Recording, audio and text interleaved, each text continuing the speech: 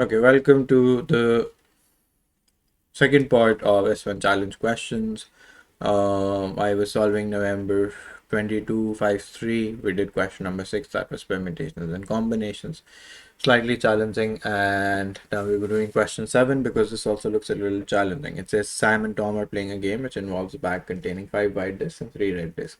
They take turns to remove one disc from the bag at random discs that are removed or not replaced into the bag. The game ends as soon as one player has removed 2 red discs from the bag. The player wins the game. Sam removes the first disc. Find the probability that Tom removes a red disc on his first turn.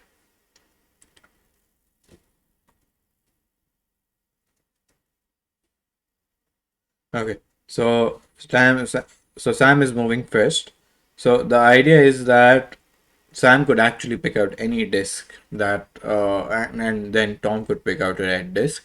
But the problem with putting it out as any disc is that I wouldn't know if Tom needs to pull out of 2 red discs or 3 red discs for that matter, which is why I have to separate the cases. What I'm going to say is that first, let's say that Sam pulls out a red and then Tom also pulls out a red disc, or it can happen that Sam pulls out a white disc but Tom pulls out a red disc. So what is the probability of SR and TR? That's 3 out of 8 multiplied by 2 out of 7 plus 5 out of 8 into 3 out of 7. Let's see what that gives us. 6 plus 15. 21 divided by 56. That's 3 over 8. Let's check if that is the correct answer for us. I will have to open up the marking scheme.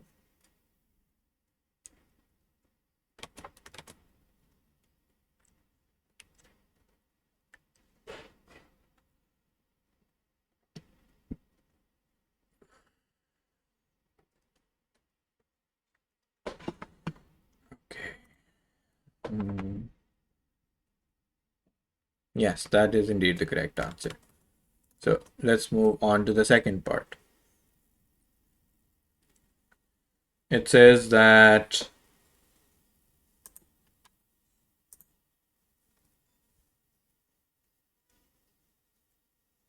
CPU usage is a little high.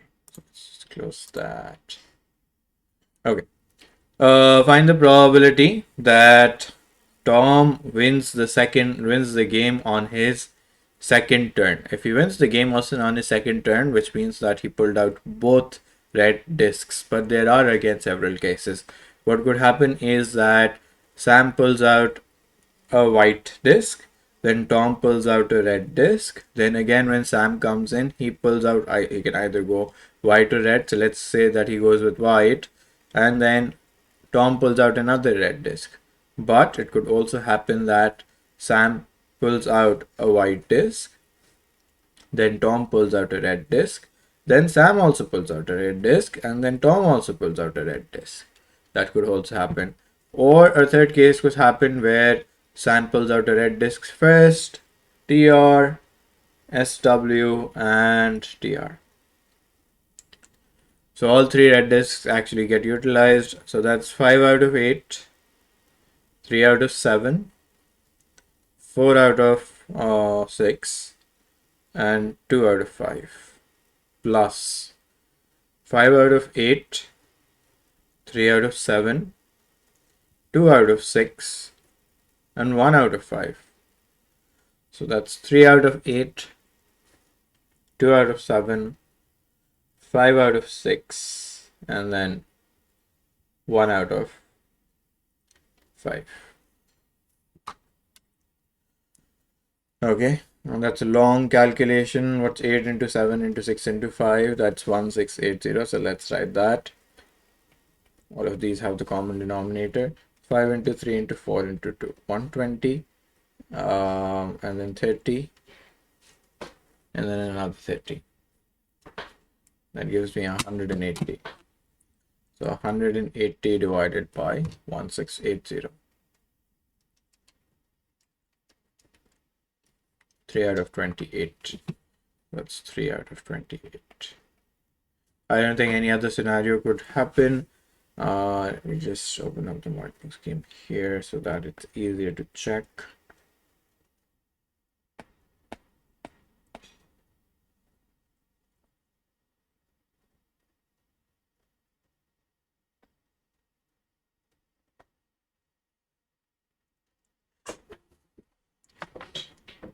Yep, 3 out of 28 is the correct answer. Okay, moving on. Then it says find the probability that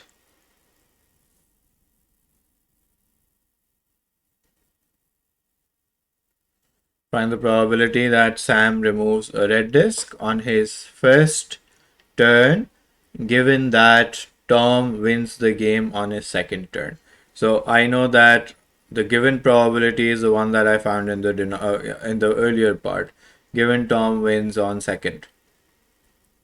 So what I'm going to do is I'm going to write that probability in the bottom. 3 out of 28. That's the denominator for me. Then it says, what is my success that Sam removes a red disc on his first turn? So SR is first. So which of these categories has SRS first? This last category has SRS first. So I'm going to say that this becomes the numerator. So I'm going to say 3 over 8, 2 over 7. All of these numbers are already there. You just have to put the number into the numerator and that should solve your question, which is why it's just 2 marks if you see. And does that give me the correct answer? Yes, that gives me the correct answer. That's 1 over 6. Okay, so that was November 22, 5-3. Let's move on to the next paper. I'm just going to put the next paper here.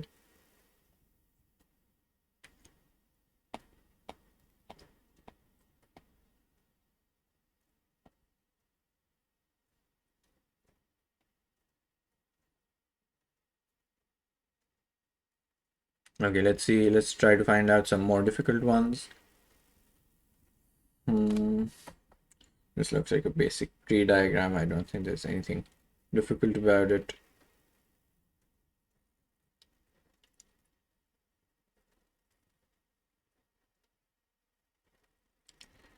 Okay, this bothers a lot of people, so I'm going to go on and do this. The lengths of rods produced by a company are normally distributed with mean 55.6 and standard deviation 1.2. In a random sample of 400 of these rods, how many would you expect? So whenever I'm asking you to find the expectation, it's simply n into the probability of something. What is that something right now? To have lengths less than 54.8. So I'm going to say that I'm looking for x is less than 54.8. I'll convert it into a z value. Now I have a particular way of doing normal distribution. You might have done it differently. So do it in whichever way you're comfortable.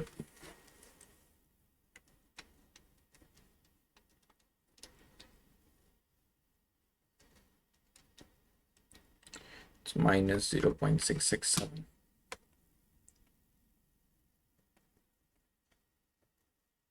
So that's 5 minus 0.667. 1 minus 5.667. I'm going to use my calculator to read the table. I don't have the table handy right now, so 1 minus 0.7476.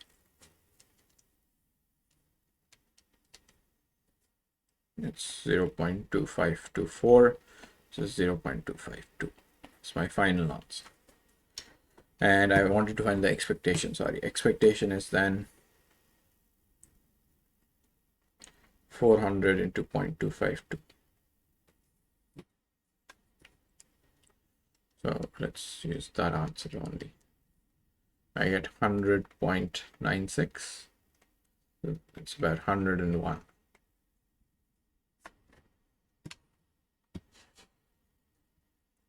Then it says find the probability that a randomly chosen rod produced by this company has a length that is within half a standard deviation. So when I say within, I'm talking about something that is between two boundaries. What boundaries am I talking about? I'm saying that it is within half a standard deviation. So 55.6 minus half of 1.8, 1.2, sorry, and 55.6 plus half of 1.2. So when I say within that boundary, that is what I mean. To be honest, this would then boil down to, and you should be able to understand why, because it's how the normal distribution works. Let's write 55 here and write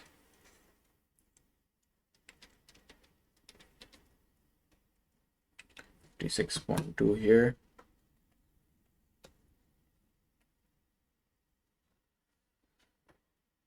Okay, so 55 minus mean is 55.6.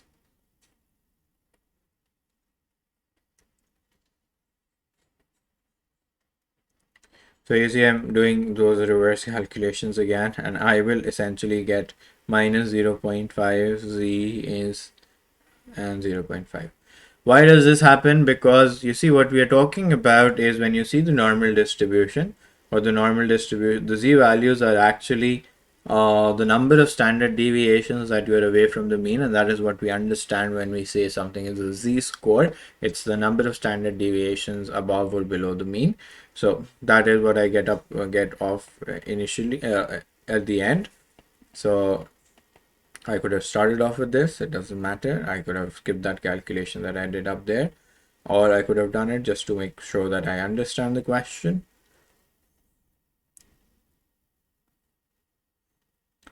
So 5 of 0.5 minus 1 minus. Okay, let's read the table in fact.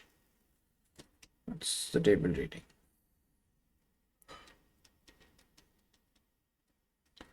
0.691.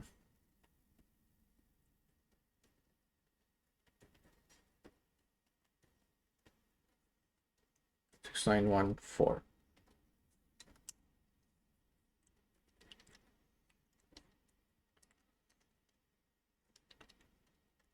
I get 0.3828 as my final answer, so I'm going to say that that rounds off to 0.383. Okay,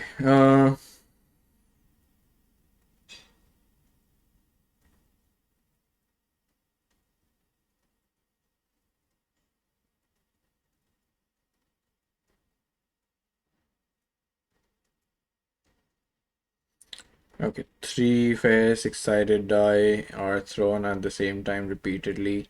The score on each throw is the sum of the numbers on the uppermost faces. Find the probability that a score of 17 or more is first obtained on the 6th throw.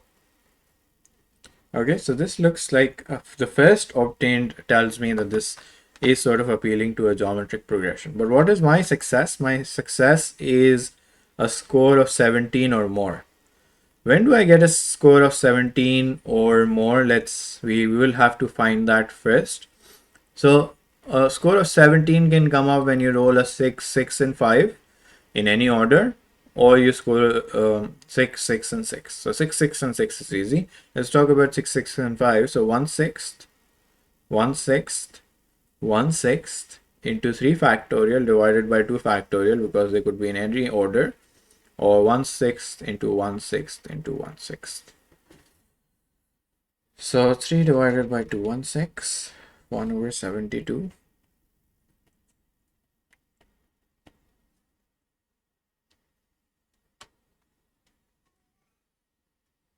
And then gives me 1 over 54. So that is my probability of success. More is obtained on the 6th throw. So I'm going to say that I'm trying to calculate the probability of 6. This is a geometric progression. That x follows the geometric progression was 1 over 54. So I'm going to say that this becomes 53 over 54 power 6 minus 1 into 1 over 54 power 1.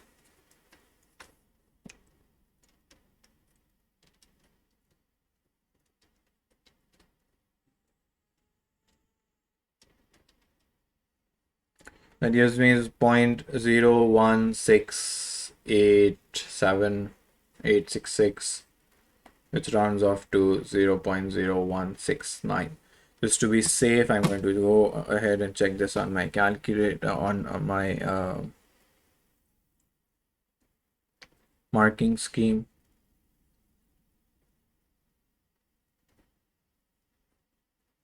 So I think question number 3. Yes, that is indeed the correct answer. Okay. Then it says find the probability that a score of 17 or more is obtained in fewer than 8 throws. So fewer than 8 throws. So I am trying to find the probability of x less than 8. I think I saw something wrong. Okay, fine. Okay. So if you remember the formulas for geometric progression, remember that there's a formula for x is less than or equals to r, so which is 1 minus q power r. But in this case, I don't have less than or equals to, I have a less than only. So can I convert this into a less than equals to and say that less than 8 basically means less than or equals to 7. So that becomes 1 minus q power 7, which is 1 minus 53 over 54 power 7.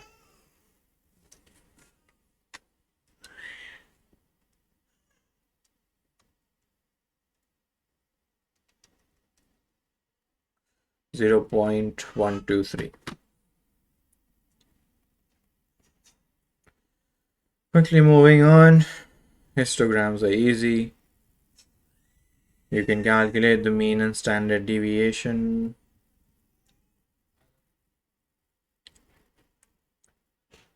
Okay, then it says Eric has 3 coins. This looks one of the coins is fair, the other 2 coins are each biased, so that the probability of obtaining a head on any throw is 1/4 independently of all other throws. Eric throws all 3 coins at the same time. Events A and B are this. Then I have to calculate some conditional probabilities. So this looks like a long drawn out question. Let's do this as well. Okay, one of the coins is fair, the other 2 coins are each biased.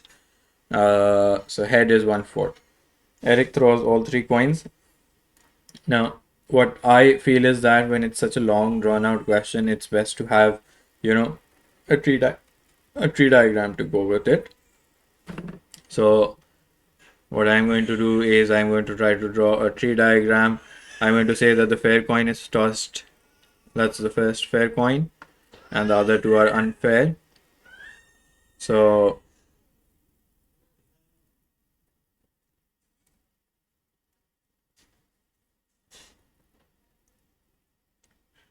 okay, so half and half.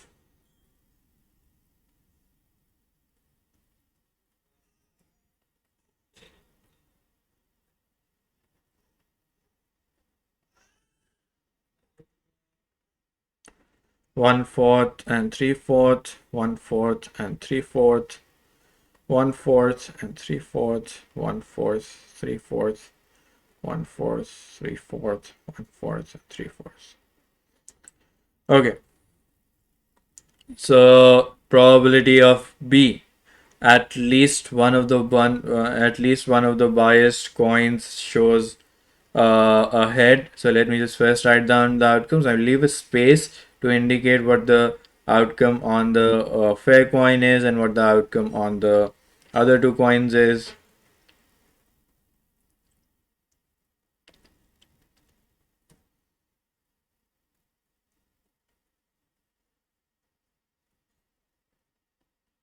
The reason I'm drawing a tree diagram here is that I think this is a long drawn out question, and it's going to be easier for me to think about all of these outcomes if I have all the outcomes in front of me. So one of the coins is one of the biased coins shows a head, at least one of the biased coins. So that's going to be this one, then this one, then this one, this one. Okay, so I have a lot of outcomes that I need to count for. So what I can do is I can just, sort of subtract these and, get my final answer. So I'm going to say that it is half into 3/4 into 3/4 minus half into 3/4 into 3/4 again. So that makes it simple. So I get what? 1 minus 9 over 32? 1 minus 2 times 9 over 32. So that gives me 7 over 16. So that's easily shown. Now that I've drawn a tree diagram, I know that I can, sort of quickly jump through questions now. So probability of A given B is simply probability of A intersection B over probability of B. So what's A intersection B? What was A? That all three coins show the same result. So I can say that if I were to just highlight this for you, all three coins show the same result. So that was that. And that was that. So what's A intersection B? That's where A and B both are intersect. The right indicates that there's B. The highlight indicates that there's A. So A intersection B is simply just head, head, and head. So I'm going to say that that's half, 1/4, and 1/4. You already have the probability of B, and that's 7 over 16. So I get what? I get 1 over 32 divided by 7 over 16. So I get 1 over 14. Then the random variable x is the number of heads obtained when Eric throws this. So number of heads obtained can be either 3, they can be 2, they can be 1, and they can be 0. So it's just about compiling all the results that you then have. You just found out the probability of 3 heads, and that was 1 over 32. So let's write that down. The easier part is again calculating 0 heads. 0 heads is basically tail, tail, tail. So that's 9 over 32. Let's write that as well. Then you can, sort of pick out the branches with 1 head, and I think that's the easier one. That's the easy part. You calculate 1 head. That's 1 head. That's 1 head. And that's 1 head. There are 3 branches like that. So half into 3/4 into 3/4. And then half into 1/4 into 3/4. I'll have to calculate that. And then half into 1/4 into 3/4. Or half into 3/4 into 1/4. I think that's what the third branch was.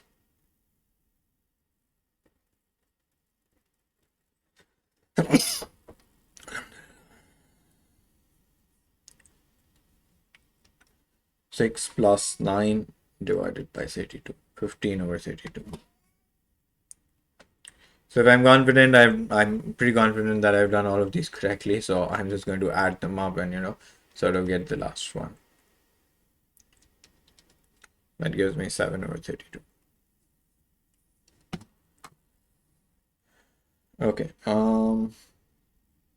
That's binomial. That's binomial to normal conversion. Justify NP is greater than 5, NQ is greater than 5. Remember that. Okay, this alligator question. It does bother some people, so I'm going to try to do it. It says find the number of different arrangements of the 9 letters in the word alligator in which the 2 A's are together and the 2 L's are together. So let's write down 2 A's are together, 2 L's are together,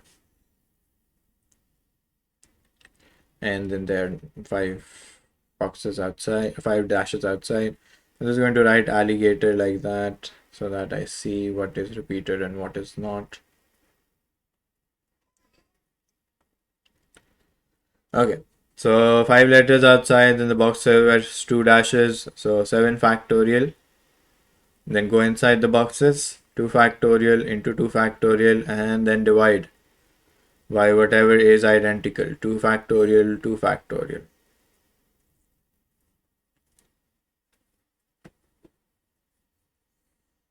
I don't know why this looks suspicious.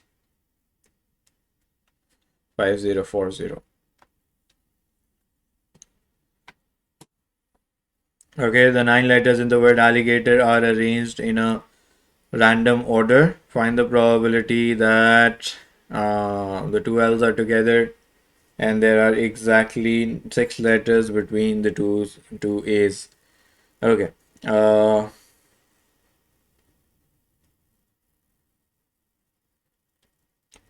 The 9 letters in the word alligator are arranged in a random order. So again, writing down alligator because I forgot. Find the probability that the two L's are together and there are 6 letters between their two A's. Okay. So that is something that should concern you. Okay, let's try to do this. That's the easiest way to do this. It is a 5-mark question, so it's going to take me a little while to do this. The fact of the matter is that I need to have 6 letters between the two A's. Okay, so if I were just to draw this 1, 2, 3, 4, 5, 6, and then write an A, and then write that's 7, 1, 2, 3, 4, 5, 6, 7, 8, and then 9. Okay, so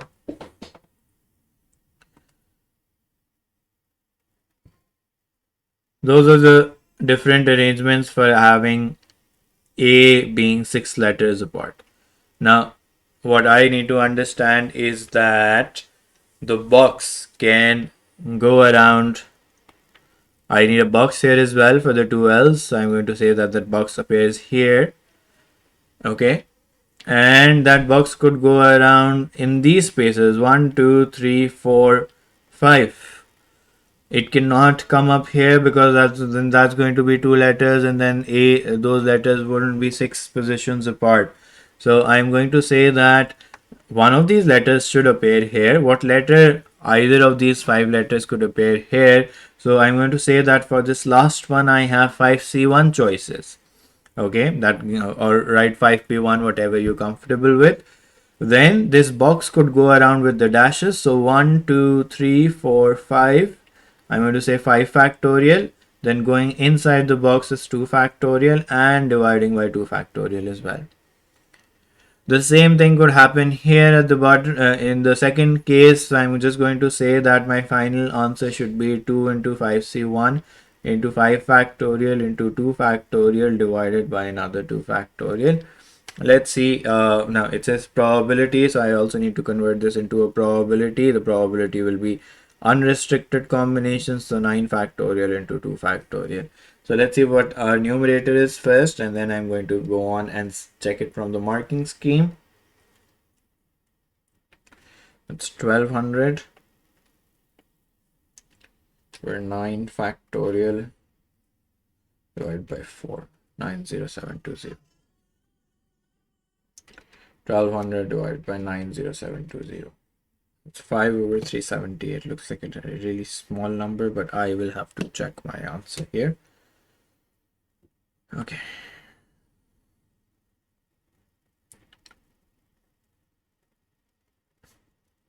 Let's see how the examiner does. They create lots of outcomes. I drew the tree diagram. That sort of things made things easy for me.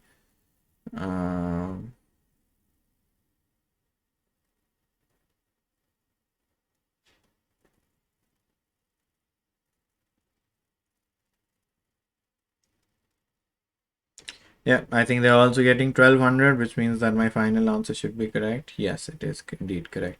I'm just going to verify if that one was correct.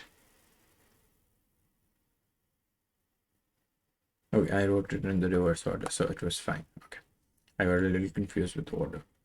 Okay, so that was a 5-mark question. It bothers a lot of people. Not a very difficult question, to be honest, and I think extremely solvable on the exam as well. Just think about, okay, whenever you have sort of a set number of spaces between two letters that you want to keep, it's best to just list down the cases and then solve rather than doing anything else. Okay, find the number of different selections of the 5 letters of the word alligator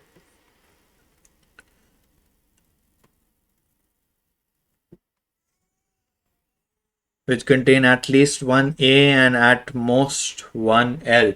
So at least one A and at most one L. So there could be cases with one A or there could be cases with two A. Okay, and then I think need to think about one L or no L's at all. So one L or no L's at all. No L. So I think there are four different cases to think about. Here I've selected two letters. I need to select another three. So I'm going to say that there is 5C3. That one is 5C2. 5C2 is 10. 5C3 is also 10. If I have no else, then I have 5C4. 5C4 is 5. And 5C3 is again 10. So that gives me a total of 35. Let's verify if that is the correct answer. I hope we haven't messed anything up. Yes, that is indeed the correct answer. So let's move on to the last paper for the November 22 series, and that's the first variant.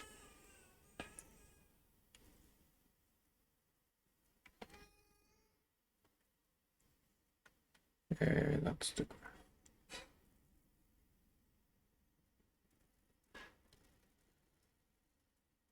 okay. It says the two fair coins are thrown at the same time. Let's see if this is a difficult question.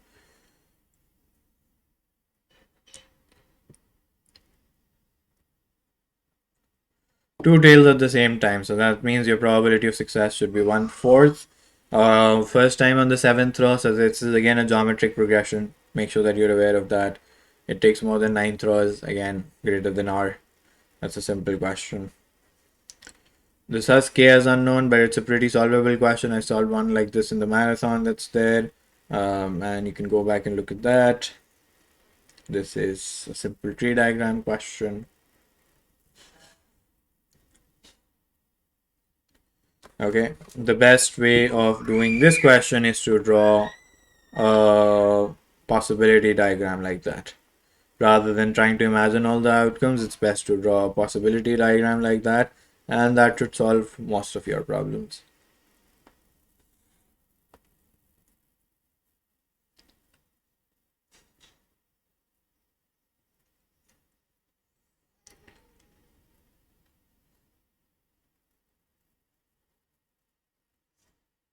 Easy questions.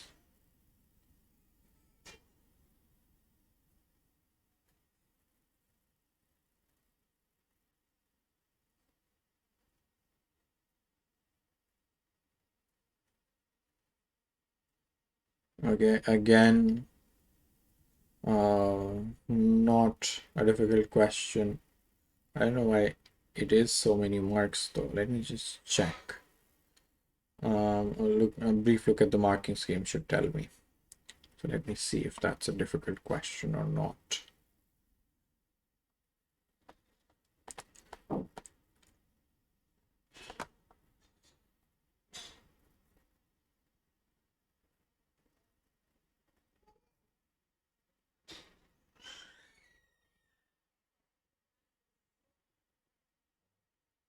Question number 5. This question look really different from mine. Oh, I've opened up the wrong exam. Okay, I've opened up November 21 instead of November 22. Let's open up November 22.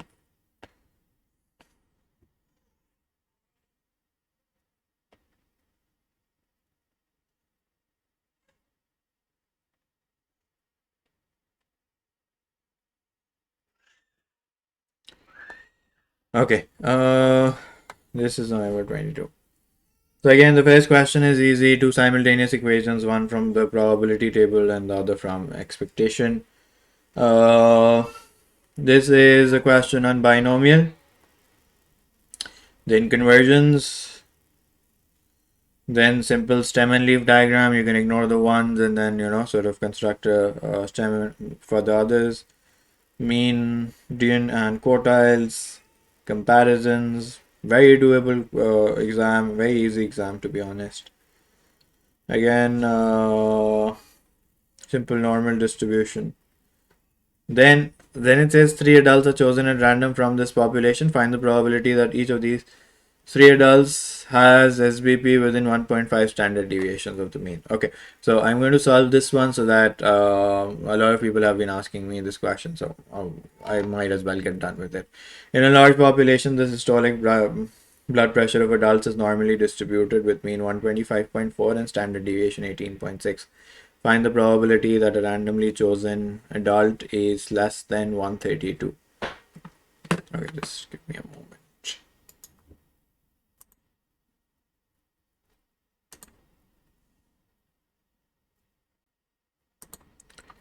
Okay, less than 132. So I'm going to quickly do that.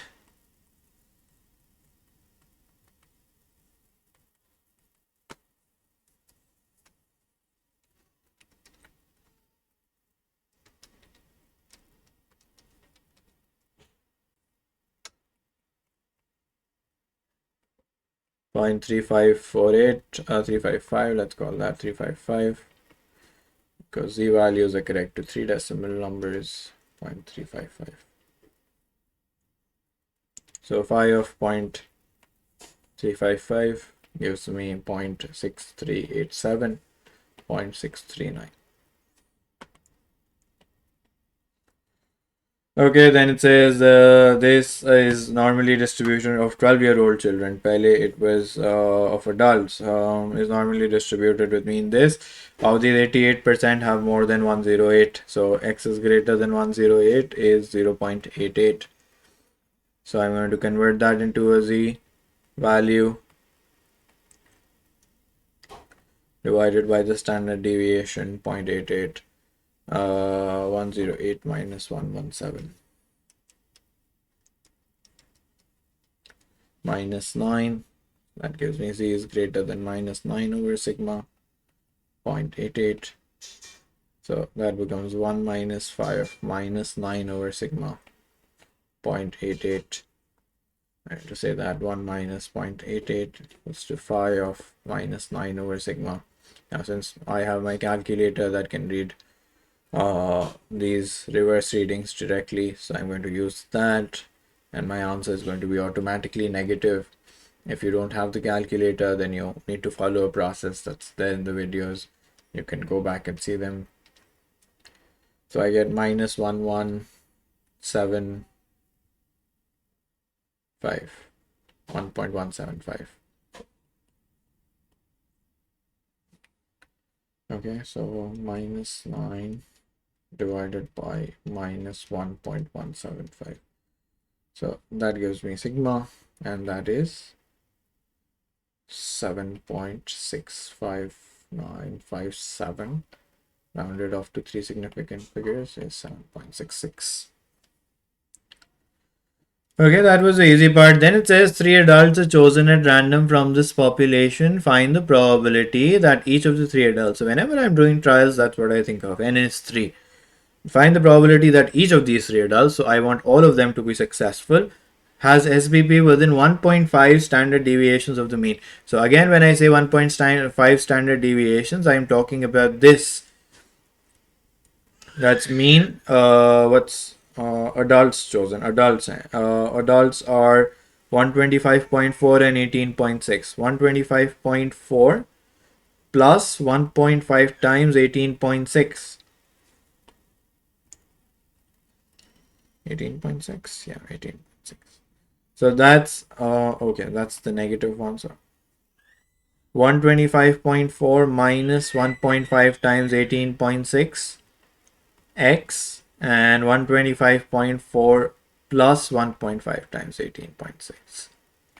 So again, what I'm going to get are numbers out of this that will tell me the boundaries. Again, since it says within, that's what the question is asking.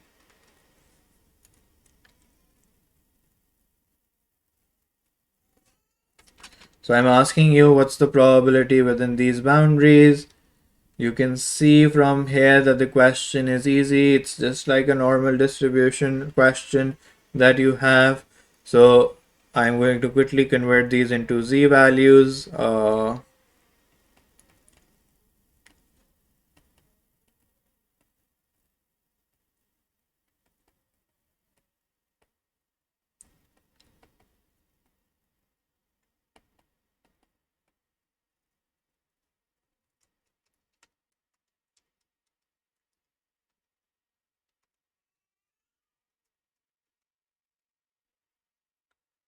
So minus 1.5 and 1.5. Okay, then I'm going to say that that's 5 1.5 minus 5 minus 1.5. 5 1.5.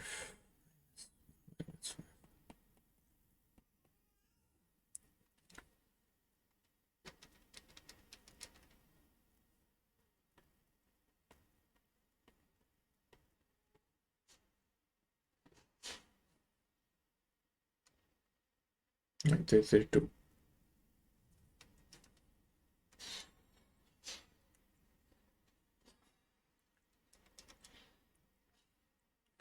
0.8664. Now remember that I was calculating the probability for 3 adults. So now I'm going to say that n is 3, p is 0.8664, and I want all 3 adults to be successful. So I'm going to say that 3c3 point 1 minus 13336 power 3 minus 3 and 0.8664 power 3. So I've converted it into a binomial distribution. 0.650. Okay. Then a game is played with an ordinary fair six-sided die. A player throws the die once. If the result is 2, 3, 4, 5, the result is the player's score, and the player does not throw again. If the result is 1 or 6, the player throws the die a second time, and the player's score is the sum of the two numbers from the two throws. Draw a fully labeled tree diagram to represent this information. Now, to be honest, this is the first time I've seen a question with a tree diagram that looks like this. So if you get a 1, the tree diagram continues. If you get a 6, the tree diagram continues. Otherwise, it doesn't continue. So that's something that this was unusual about this paper. I would have imagined that some of the outcomes would be combined on one branch and then, carried from the other branch. This question is easy apart from that, so you can go on and do this. I don't think there's a very challenging aspect to it. Although I think B intersection A naught might bother some people. So let me see if there are more difficult questions here.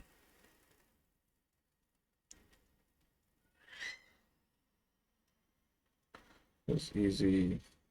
It's easy. So let's just do that as the last question because I think the last part will bother a few people. So when you have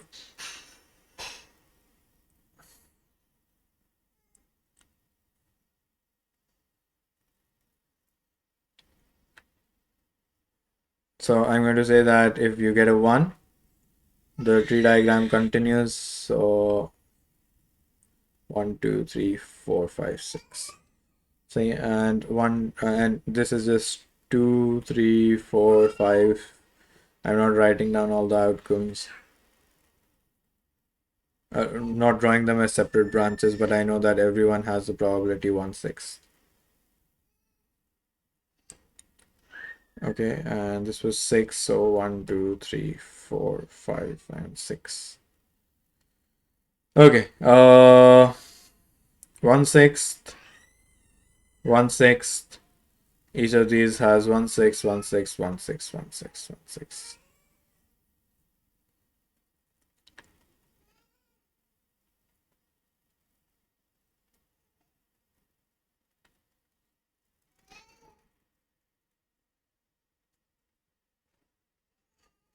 Okay. Events A and B are defined as follows. The player's score is 5, 6, 7, 8, or 9. So probability of A.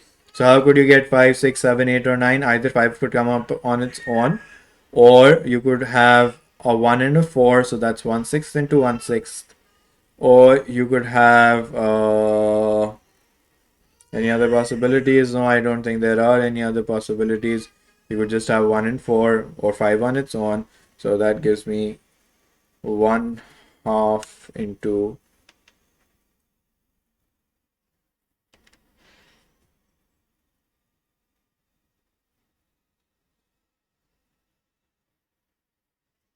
sorry, 1/6. Why have I written 1/2? That's 1/6. So 1/6 plus 2/3. No, sorry, 2/6.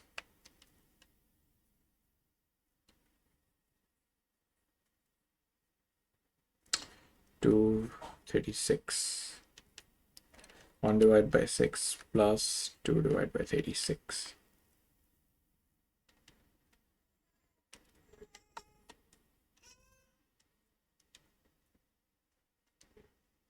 No, 36. What have I done wrong? The player score. Oh, okay. The player score is 5, 6, 7, 8, or 9. Oh, that's just 5, right? So that's probability of 5. Then I have probability of 6. So what could I get? So how could I get 6? I could get a 1 and a 5. So 1/6 into 1/6. Or I could get 6 on its own, which is not possible. So 1 and 5 is the only possibility. That's the only way that I can get a score of 6, right? I think that's the right. Then I could have a probability of 7. How could I get a 7? I could get a 1 and a 6.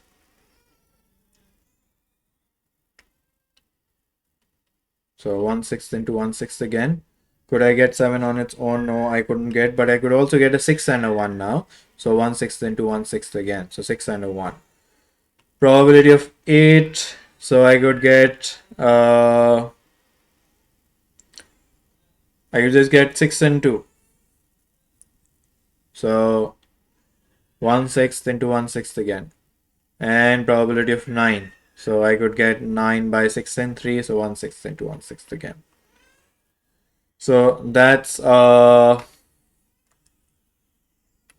7 over 36. That's 1 over 36. That's 2 over 36. That's 1 over 36. That's also 1 over 36. So 7 plus 1 plus 2 plus 1 plus 1. 12 over 36 total. So that's 1/3. So that was sort of, I thought it was less time consuming, but it's quite time consuming. Determine whether A and B are independent events or not. What is the event B? The player has 2 throws. So which of these conditions, in which of these conditions did the player have 2 throws? There were some conditions where where the player had through 2 throws. So how would I sort of visualize that?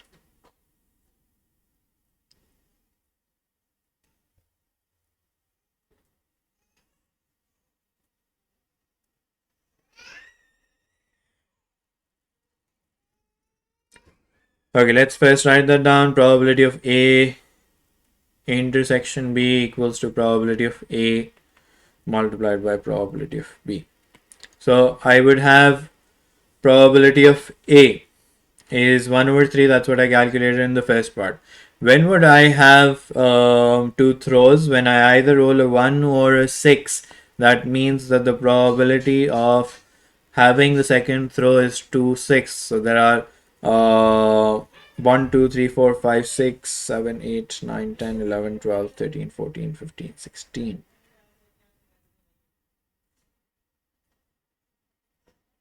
Okay, there are a total of 16 outcomes.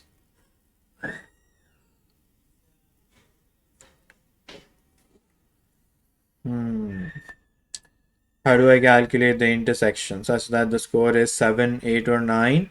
5, 6, 7, 8, or 9, and the player has 2 throws.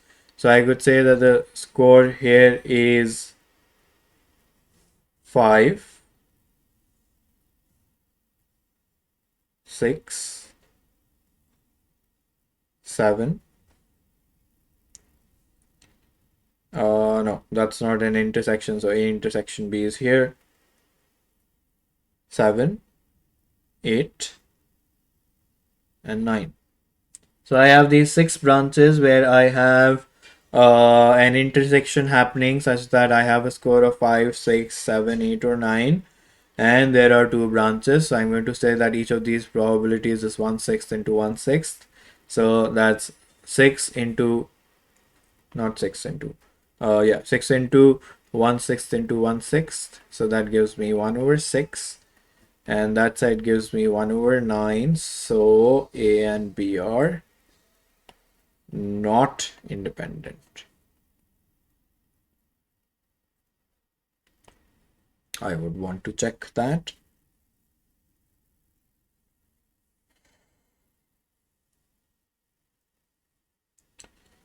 Yep, that is the correct answer. Then probability of B intersection A naught. So probability of B, B given A naught. So probability of B intersection A naught divided by probability of A naught. So what is A naught? If A was 1/3, then A naught is simply 2/3.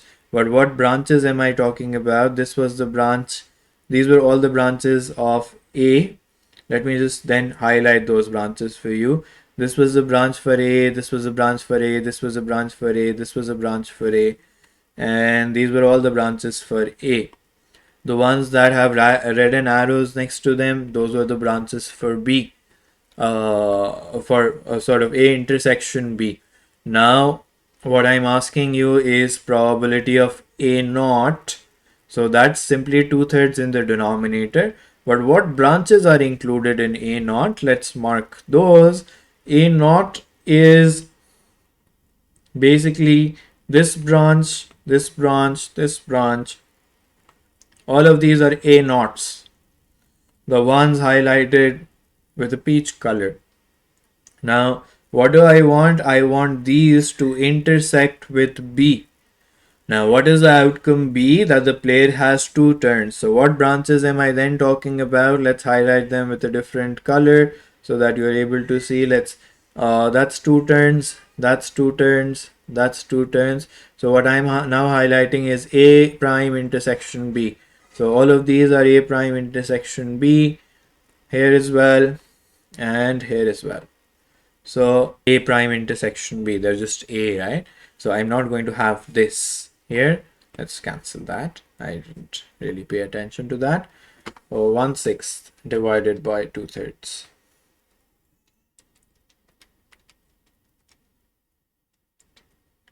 So that's 1/4.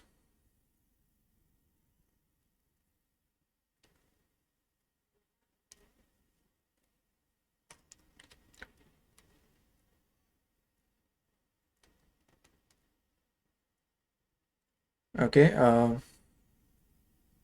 so that is the end of S1 challenge part 2.